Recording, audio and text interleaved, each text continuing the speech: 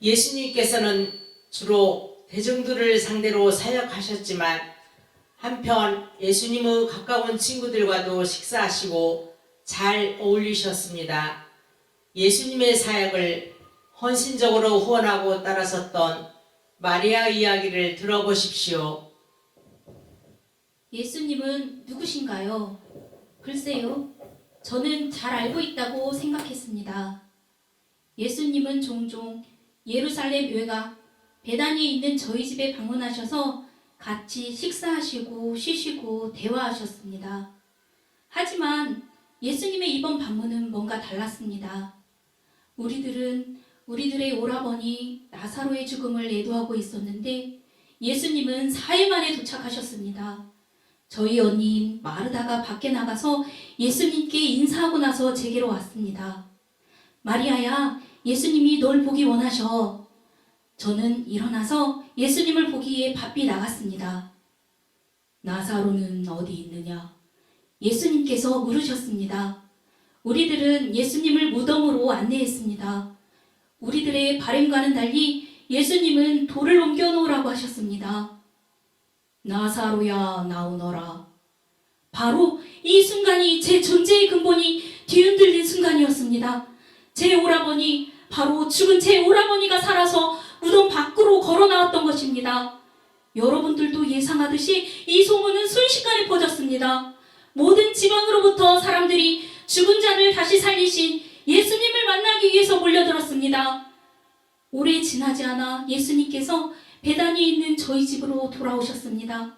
그때는 모든 사람들이 큰 축제에 참여하기 위해서 예루살렘으로 몰려드는 유월절 직전이었습니다. 우리들은 오라버니 나사로와 함께 같이 식사하고 하나님의 신실하심을 찬양했습니다. 며칠 후에 예루살렘으로 들어오시는 예수님을 만나게 되었습니다. 믿기 힘들 정도로 많은 군중들이 흥분해 있었습니다. 마치 왕족이나 전쟁 영웅이 나타난 것 같았습니다. 예수님이 나귀를 타고 성으로 들어오실 때 온 군중들이 환호했습니다. 사람들은 종려나무 가지를 흔들며 외쳤습니다. 호산나, 찬송하리로다. 주의 이름으로 오시는 이여, 영광의 왕께 호산나.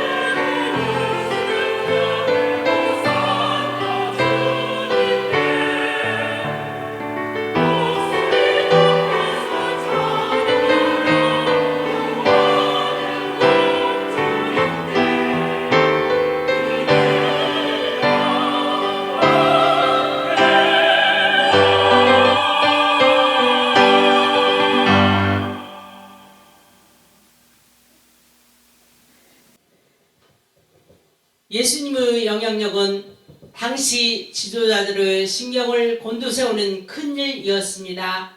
하지만 그들 사이에서는 예수님이 정치 권력을 위협할 만한 세력인지 아니면 잠시 사람들의 관심을 끌다 사라지는 경쟁자에 대해서 의견이 분분했습니다.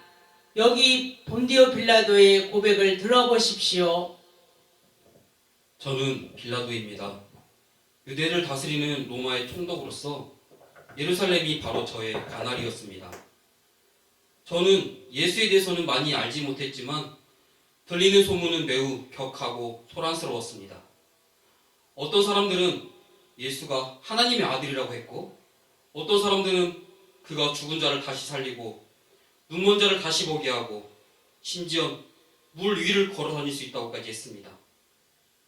동시에 어떤 사람들은 예수가 정치적으로 내 관할 지역뿐만 아니라 로마에까지 위협이 될 인물이라고 말했습니다. 이러한 생각을 지닌 유대 종교 지도자들이 예수를 체포하여 저에게서 그를 죽일 수 있는 허가를 받고자 했습니다. 그가 제 앞에 서게 되었을 때 전 다른 이상한 점을 발견하지 못했습니다. 그는 제 질문에 거의 대답도 하지 않았죠.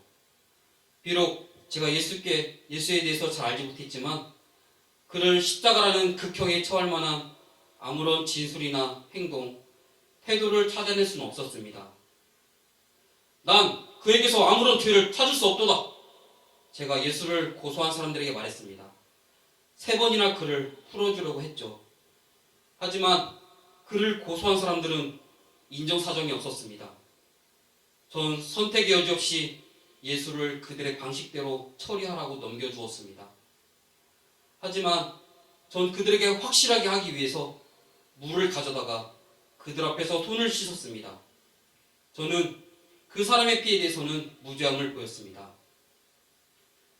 전 아직도 예수가 어떤 사람인지는 모릅니다. 하지만 그가 도살장에 끌려가는 무고한 양처럼 순순히 끌려가는 그 모습, 이 모든 상황 가운데 뭔가 저를 괴롭히는 것이 있었습니다. 어떤 무거운 짐이 그와 저에게 지워지는 것 같은 느낌이 들었습니다. 그는 마치 온 세상의 무게를 그의 어깨에 홀로 지고 가는 것처럼 보였습니다.